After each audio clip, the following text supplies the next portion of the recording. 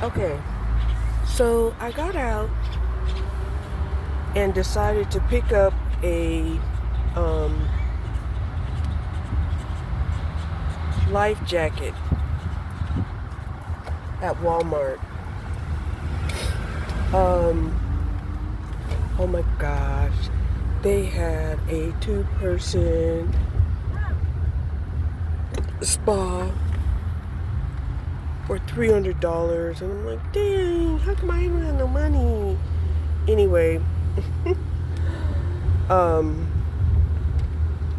then I was thinking, my goodness, maybe I should just give me a little floating inner tube and call it a day, right? And I'm like, Cherie, come on.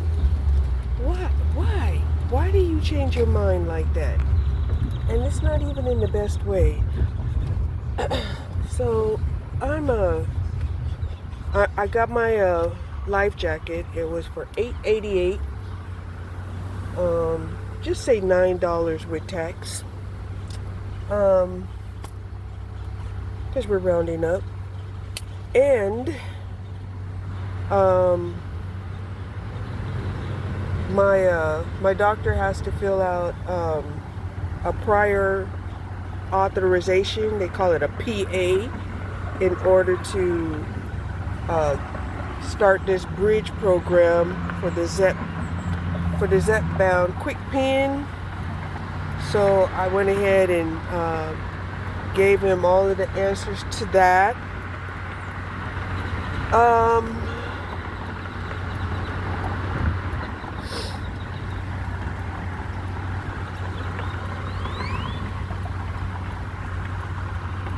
Yeah.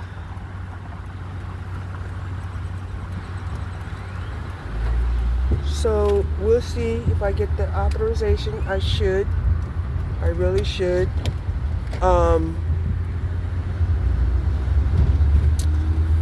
And oh wow, they're back here at this parking lot selling things. I would say that's pretty bold. I would say that's pretty bold.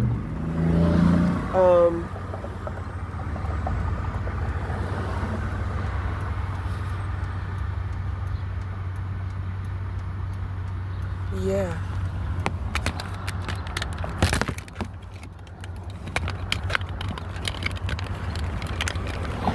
So hopefully we'll get this all squared away and I can get approved for this bridge program that I guess should only be lasting up until the end of the year. And I guess that's for whoever knows about the program can get the prior authorization from their doctor and get it the forms filled out. And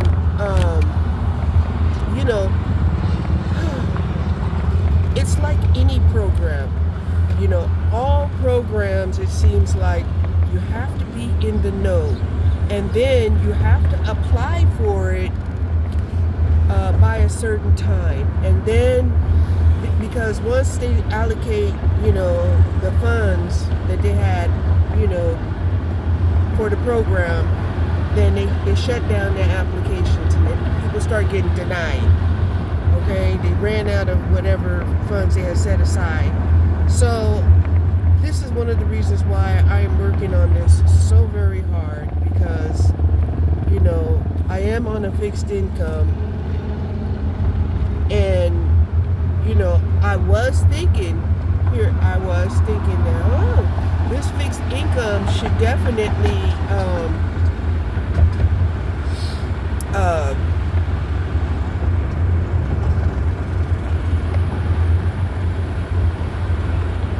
have me lose weight because I won't have the money.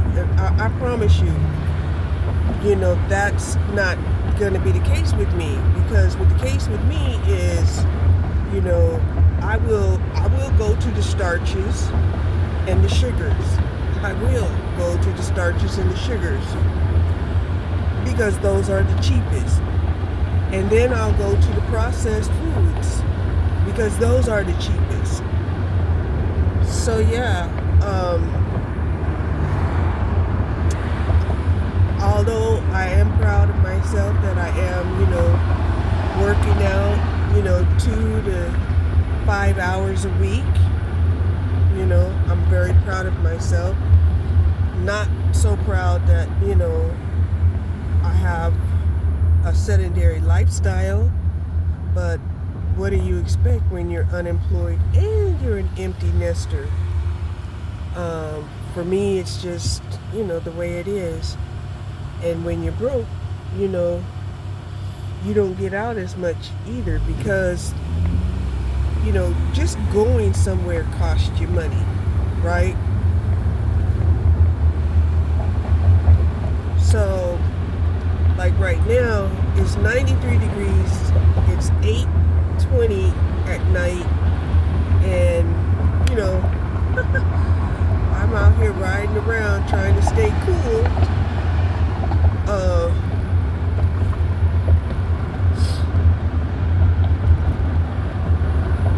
Thinking about, going lakeside, not the lake where I was at earlier today, but I think I was by both lakes today, wasn't I? Yeah, I think I was. I was by both lakes today. It's just the cool breeze off of the water, will,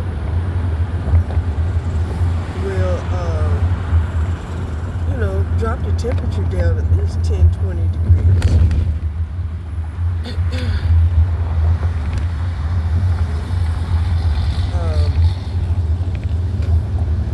But now that I think about it, I'm like, wow, you were at the lake, both lakes today, and now you want to go back to the lake? Come on, Cherie, come on. No, okay. But I did want to make sure that, should I decide, to do the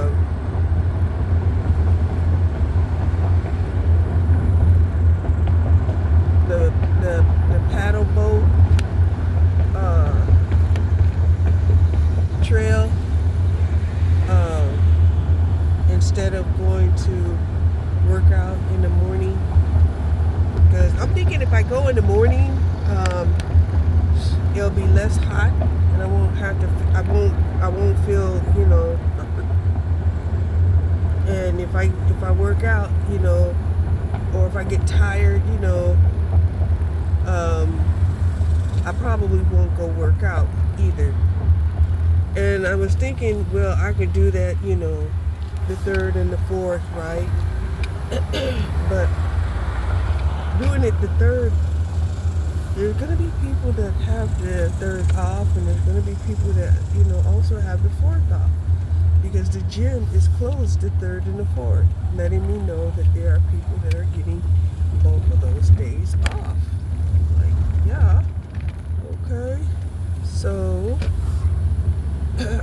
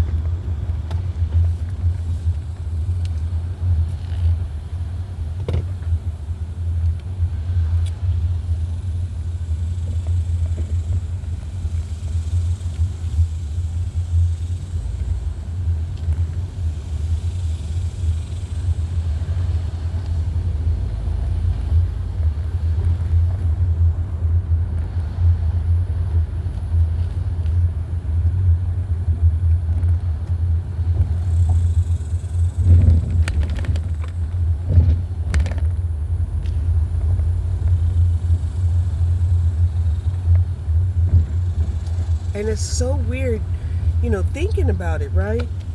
I'm telling them, oh yeah, I'm working out 2 to 5 hours a week, and I'm like, damn, that don't sound like a lot, but it feels like a lot to me. it's not really a lot.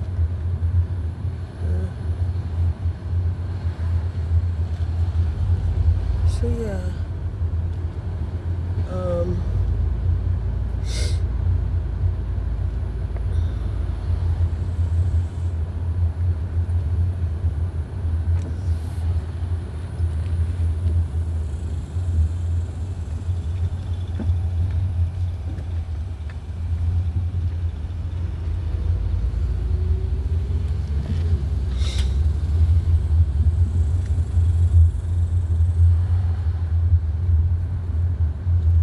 Even though I wanted to go by the lake, I'm not going to go by the lake because I've already been by both lakes, both nearby lakes today. And to go back again, I'm not. If I go, I want to go and actually make it an occasion where I can go and launch my kayak and get out there in the water and get some rowing exercise in. Yeah.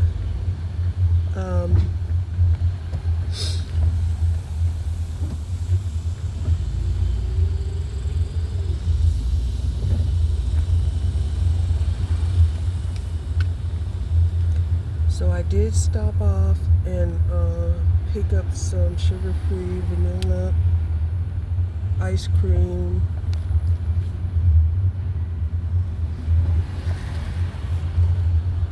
And I did have me a float already. I ate up the rest of basically the rest of the catfish and wild rice that I had cooked.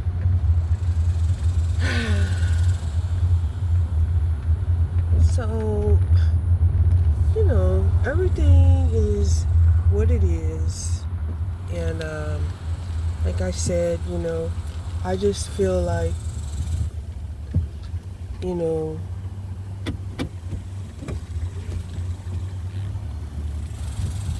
if I was on, the peptides, that it would quiet down the food voice and, help me to get better sleep. Because when I had this food voice going on, the food voice goes on as long as I'm awake. And if I am awake and I'm irritated because it's hot in the house, or if I'm stressing over money, or stressing over the fact that, I couldn't get, any rentals done this year, because I've been unemployed and, and I'm behind in my bills, and, and everybody's overlooking, my application. All they have to do is see that, oh, this is a 65-year-old lady. All they see is, what's on paper.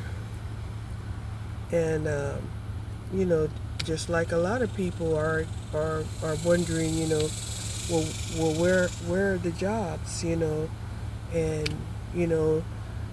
everybody over the age of 50, ends up, getting an awakening that, they're not a preferred employee when you're over 50. Now, there are people who are over 50, and some even over 60, and very, very few over the age of 70 that are still working. But usually that's a case of some type of nepotism. Even my daughter had offered, to ask her employer to see if, they could hire me. And I was like, oh,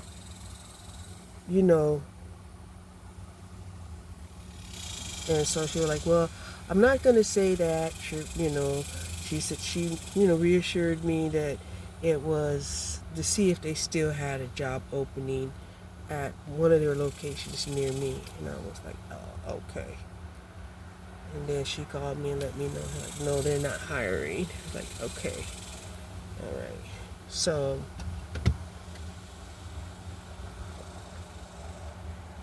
but, I have previously said that,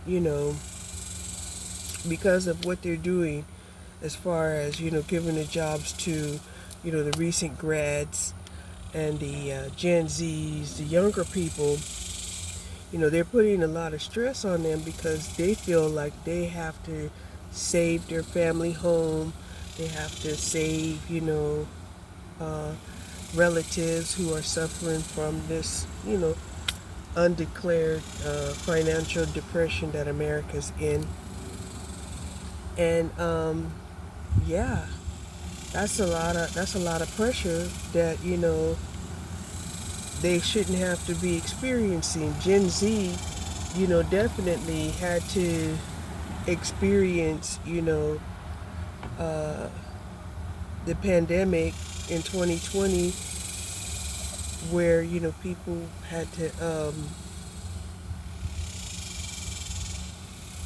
social distance.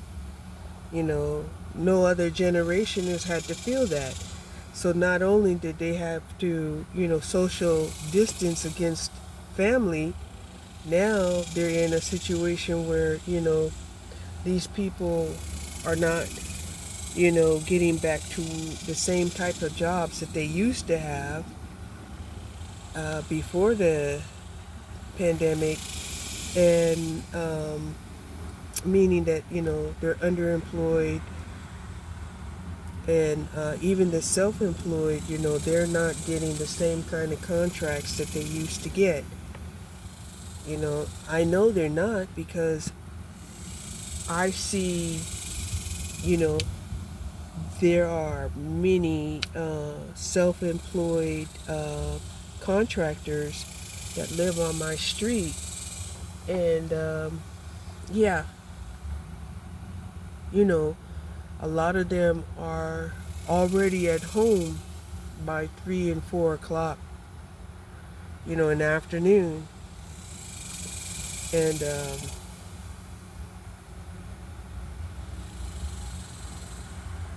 definitely, on the weekends they're at home, and you know, and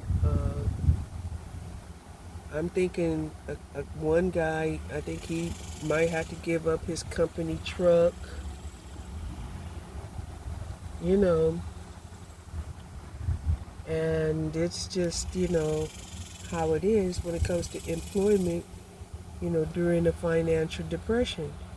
Um, I'm on. Um, and my neighbor's kid, it looks like uh, he's doing Amazon Flex, and he's also working at Walmart. I know his mother works at Walmart. Yeah, and yeah, so he's on his grind. I don't know if he's trying to also do social media or anything like that. It's possible, because to me, I think it's worth it for the people who could, get the support of at least 1,000 people to view, and to view their videos, and get them monetized, and it's worth it. And some people absolutely need it because they wouldn't get help no other way. Um, yeah. So,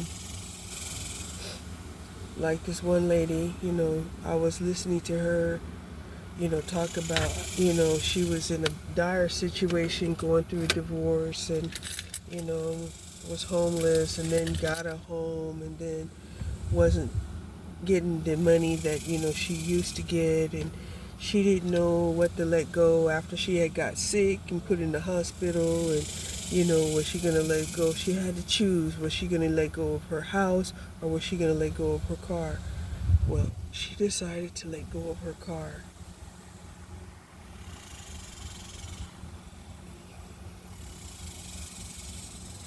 and you know I really hope that, she posts every day or more than, once a day, just, to, so that, once, her landlord decides to, accept, you know, the money and payment, accept the payment, from her being late and almost, uh, evicted.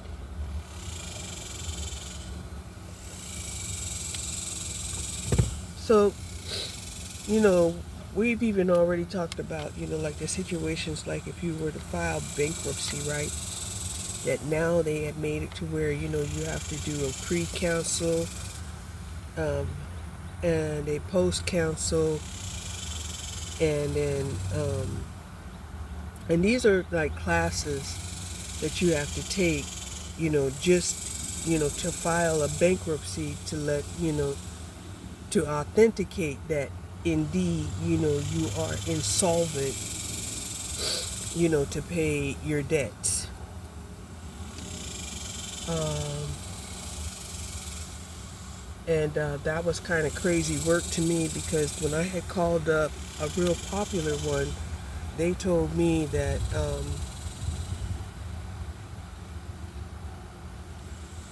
they have been authorized by the government, to make sure that, people attend the pre bankruptcy counseling, that it was going to be a thorough investigation, you know, um, and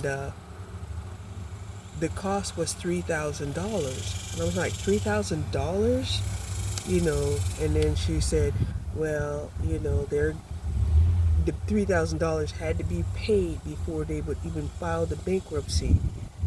And I was like, oh my God, $3,000, for these corporations to verify to the government that you're insolvent is like insane to me.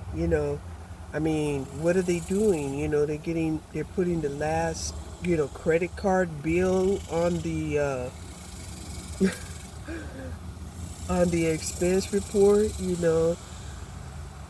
What? I mean, how can you afford $3,000 just to file bankruptcy? And that doesn't include court costs and attorney's fees.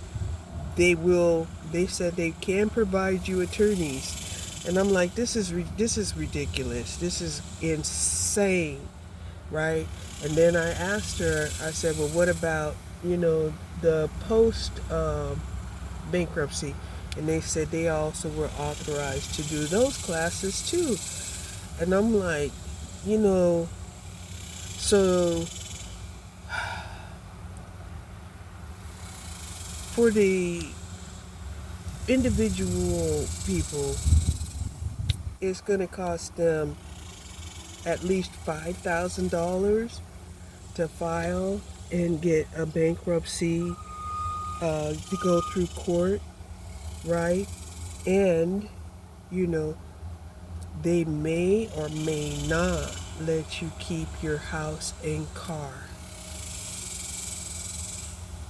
Okay?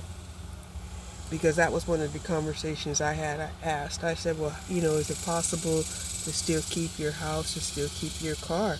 You're like, well, if you have a means of income where you can pay for your house and car, then yes. You may be able to. You can request, but it wouldn't make sense to request to keep those things if you can't continue to pay for them. I was like, okay.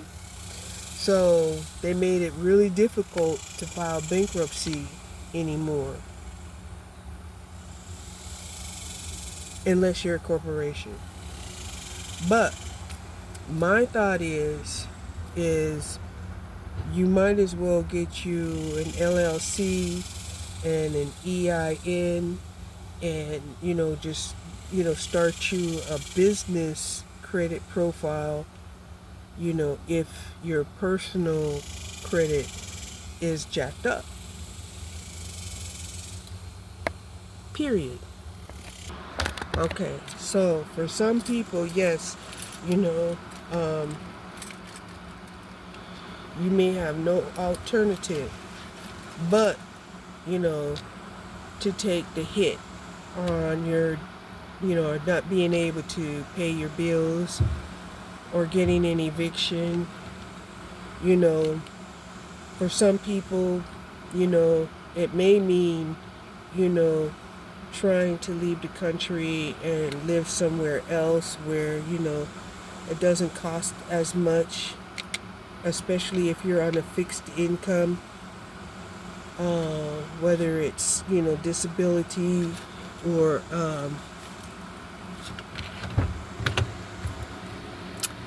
Social Security. Um,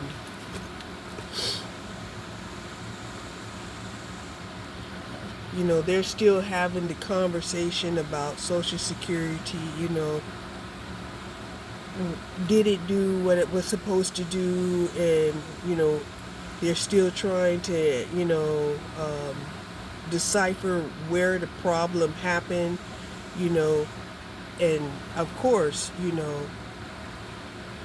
it was supposed to be, you pay in and then you get back what, you paid into the Social Security, and yet, they know that there are people who are receiving retirement benefits that had not paid into Social Security.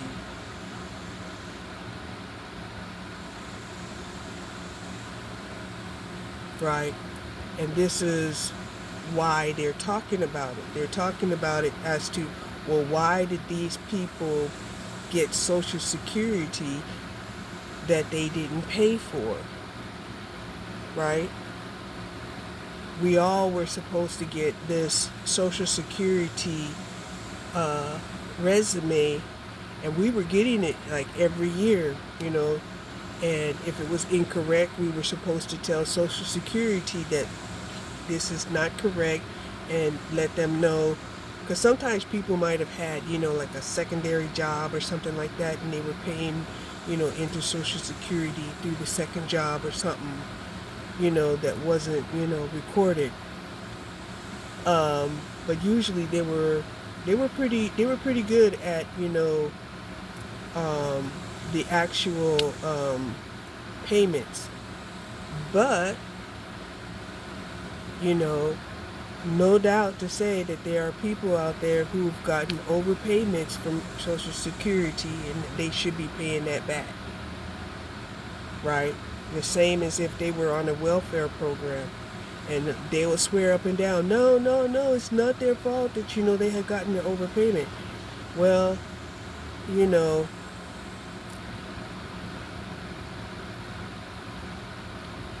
believe me, a lot of these people, they approach these, these government workers with bleeding hearts, and,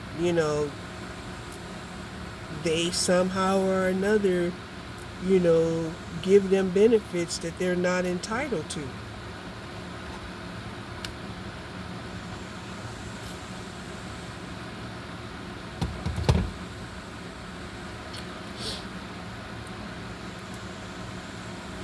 And we see this all the time, where, a government worker, we don't know if they're getting paid cash under the table, or, if it's some type of corruption. We don't know. But usually we will accept the idea that, okay, you were a bleeding heart, and the government agency decided, to give you benefits that you weren't entitled to because you were in need, right? And that's what I had heard, one of the representatives of the House arguing about, that, Social Security was never meant to be, a poverty uh, rescue, right?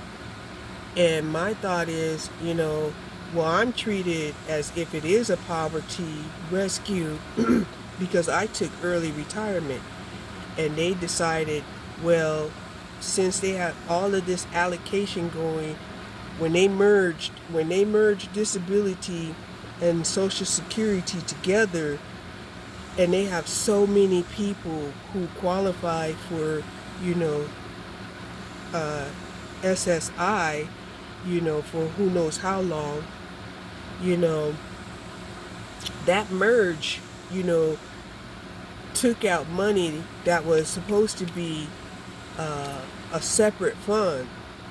And I believe that happened sometime in 1950 something, 56 or something like that, where they decided to merge disability and retirement benefits together. And that's where it became problematic. And then we also had a huge surge of people figuring out ways, you know, to be unemployed and get disability benefits. Sometimes it's just an accident that they had, right? They had an accident, they're not working, they'll take the hit of being, you know, um, um, off the job, you know, and then they'll get on, disability, in hopes of a great payout settlement from their accident. And I've heard that so many times, and I've known some people that I really was looking at them as they were just professional uh, claimants, on insurances. Um, yeah. So